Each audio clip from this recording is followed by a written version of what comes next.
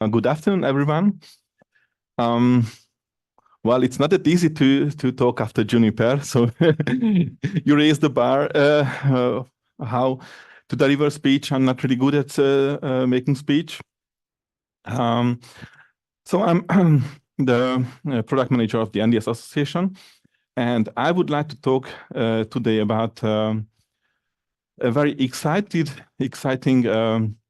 initiative that we've been working in NDS over the last year, and that's the NDS.Live evaluation services. Boris briefly already mentioned it. So just to set the scene for that. So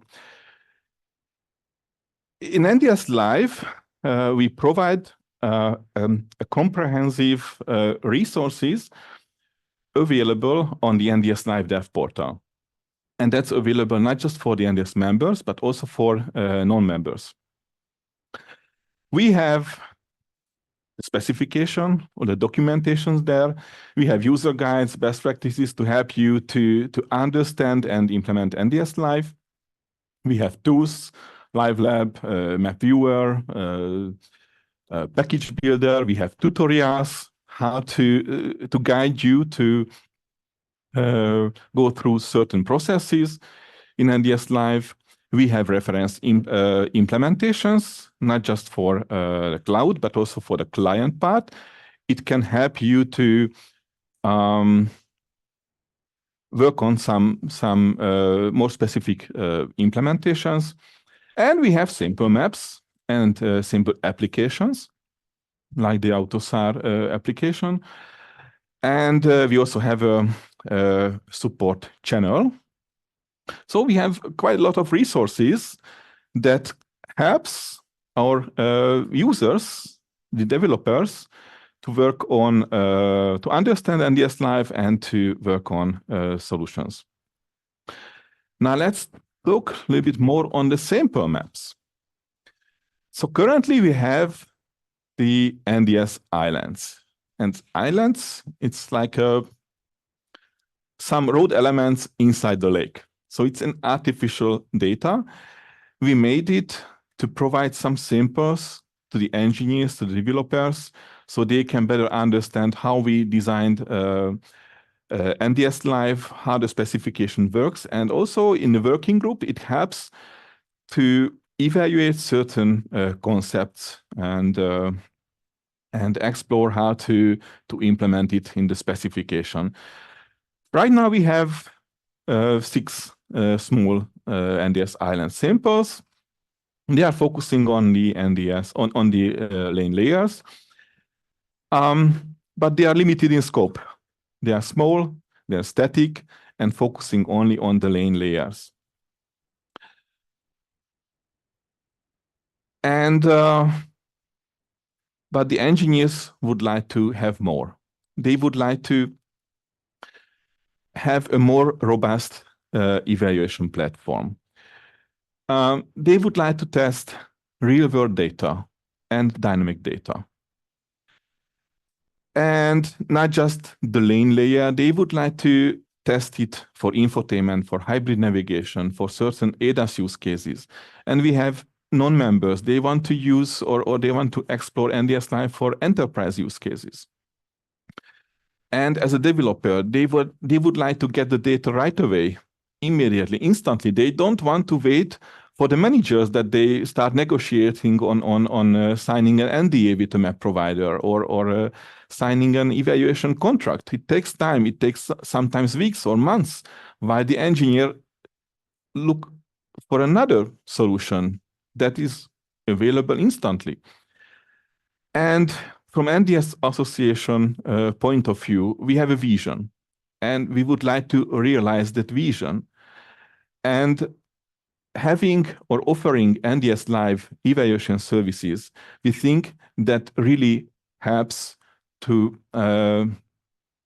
broader the understanding and adoption of NDS.Live. So this is also in our vision. So what is actually the NDS.Live evaluation services? So these are maps that we would like to offer only for evaluation purpose. And for the main use case, to validate the NDS.Live specification. We would like to have it as a real world data, maybe even dynamic data. But we want to limit the scope to evaluation only, so no commercial use is allowed with that evaluation services. And one of the most important part that we decided to make it available not just for the NDS members, but also for non-members who registered for evaluating the NDS.Live specification. So let me highlight some key features and capabilities. One of the most important that this must be real-world data to simulate, to validate real-world scenarios. It can be commercial data when it comes to data from commercial map providers, or maybe it can be an open map data or can include certain open map data layers. Most important is that it can be used only for evaluation purpose. No commercial use is allowed. It will be available for both members and non-members, and there is no need to sign an NDA or some legal agreements. The engineers can access it and use it right away. So that was one of the key purpose when we designed this initiative. We want to make sure that the services are migrated to the latest version, and the services will be available via the NDS.Live developer portal to have a centralized access, because we expect to have more services, not just one. And when it comes to engineers, developers, they won't go to different websites, to different channels, how to get certain data for evaluation. So everything will be accessible via the developer portal. And of course, the data should be up to date. We also want to evaluate how the dynamic data or even live data will work with NDS.Live. And use cases, so NDS islands, the scope is only lane, so certain ADAS or AD use cases, but we want to have these evaluation services also for infotainment, hybrid navigation, ISA or European NCAP. And what is missing here, enterprise. So we have many non-members who registered for NDS.Live, and they are from the enterprise. Now let's talk about how developers can use these services. We have NDS members and non-members. For NDS members, they can use it for developing their own solution. They can use it testing certain use cases, testing certain scenarios, maybe use it for validation, or they want to explore how certification works in NDS.Live, and they can use these evaluation services to check the certification kit. Maybe they want to build their own service, and it can help them provide some hints how to build such services. When it comes to non-members, we expect that they can use these services for exploration purpose. They want to understand how NDS.Live can be utilized for what use cases, and having such a simple maps can help them. And it's also important that we as an NDS association or service contributors can get feedback from a non-NDS community. So we get some insights from enterprise or big tech companies. That's also very important for us. And of course, they can use it to try out how would it work certain solution with NDS.Live. For access, both members and non-members will be able to access it using the NDS.Live dashboard. 5 minutes. Okay. What is required from them? They both, members and non-members, needs to accept terms and conditions. Why we want to get more information from the non-members, like organization. It's already available from the members, but we would like to get more information to see who is using these services and what is the purpose. And just briefly, why terms and conditions will be important. So these maps will be probably commercial map data and probably included also some open map layers, but primarily they are commercial data. And they will be made available without any NDA or legal agreement. That's why we worked on a terms and condition that strictly restrict the usage of this data. And it's very important that all the users will understand the scope of this terms and condition. It's mainly we are granting limited rights for evaluation purpose only, and a non-commercial use means evaluation, testing, research, and certain education purpose. How it will work, I mean the registration process. So once you logged in on the dev portal, you can go to the on the icon on the screen. You can request an API token, which is required for authentication and authorizing. Then you will see the available map services. This is still a demo, so you don't try it. It won't work yet. So this is a demo how we list the available map providers. Currently, we have listed 3. Here, it was presented by Boris that they want to contribute as a service provider, Navinfo and TomTom. And we expect more in the future, hopefully. So it's about that even the NDS members needs to accept the terms and conditions. It will be emailed after the registration to the user. And once they accepted terms and condition, they can get the API key, the API token. Please make sure that they store it securely, and that's how they will be able to use it for the NDS evaluation services. For the non-members, it's quite similar. So they need to log in, or they can register for a new account. And here they need to provide organization information and purpose of access. And they need to accept the privacy statement because we requested some personal information, and it's about how we, NDS Association, handle this kind of personal information. And of course, they need to accept the terms and condition. It's the same legal document that the members needs to accept, and then they can get their own API token.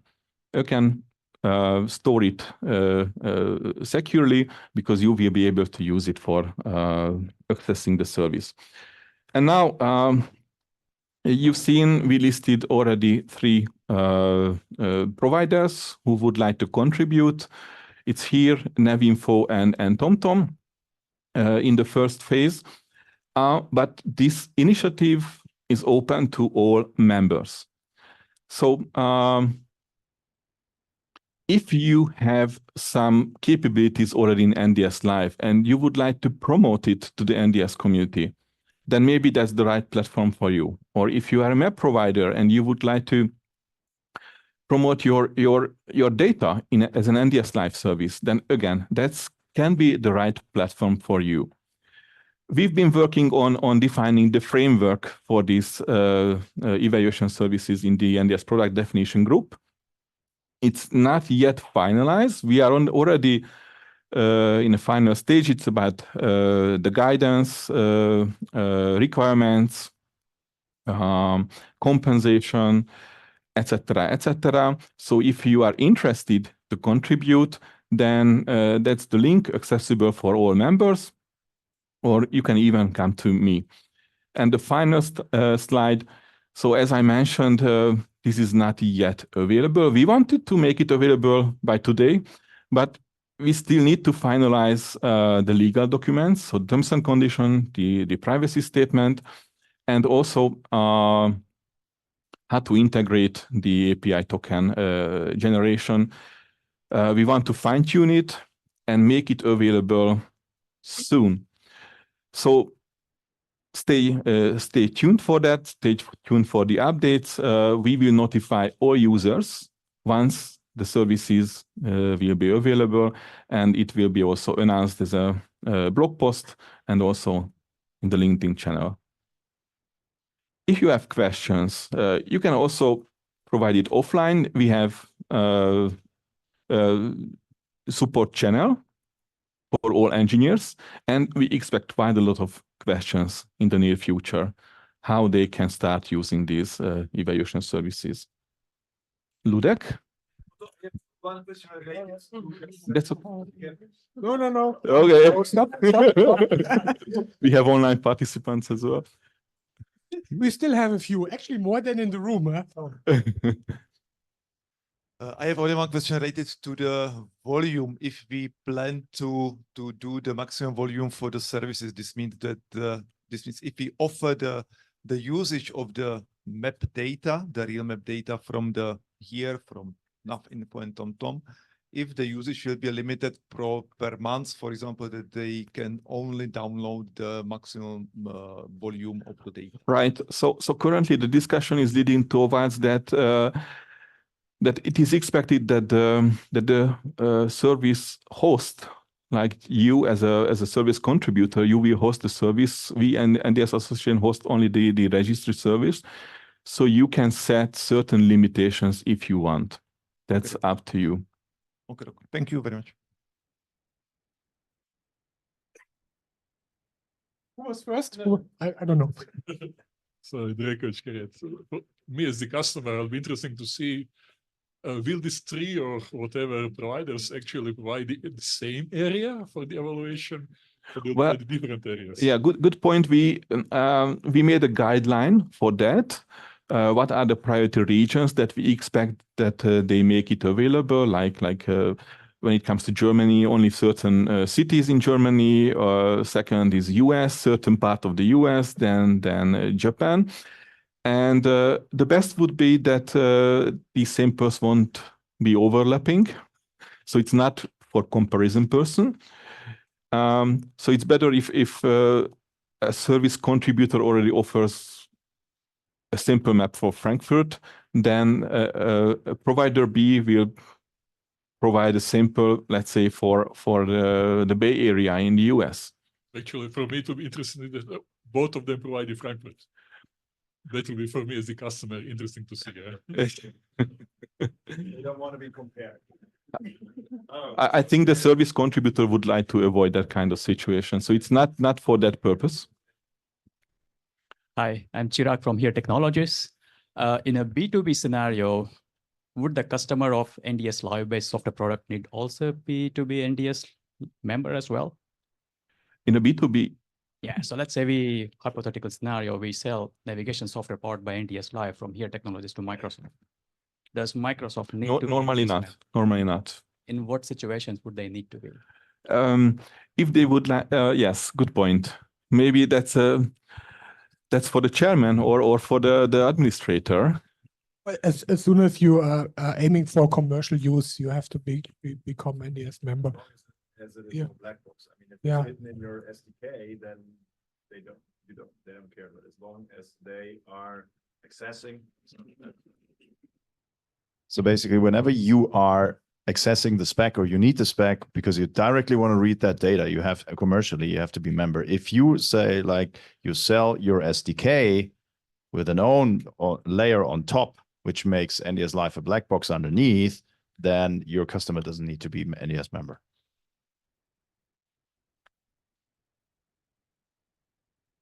Good.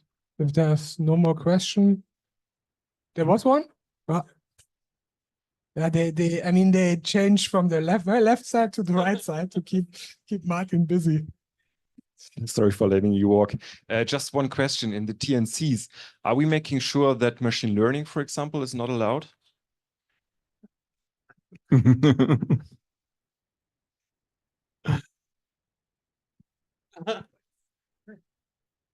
Good question. Yeah. I mean, the whole topic of machine learning, I think, is something we have not tackled. Theoretically, you know, we could take the here data, do it, machine learning, derive, learn some neural network which learns speed limits, come up then with a neural network which gets as an input a layer, and come up with a speed limit. You would never be able to detect that we did it based on your input data, because all your information is aggregated in the neural network itself. I think that's a topic we probably should look at some point, It's going to the roadmap Yeah. topic, but it's not so far ahead. Yeah, but very good point, because this is not currently in the terms and conditions.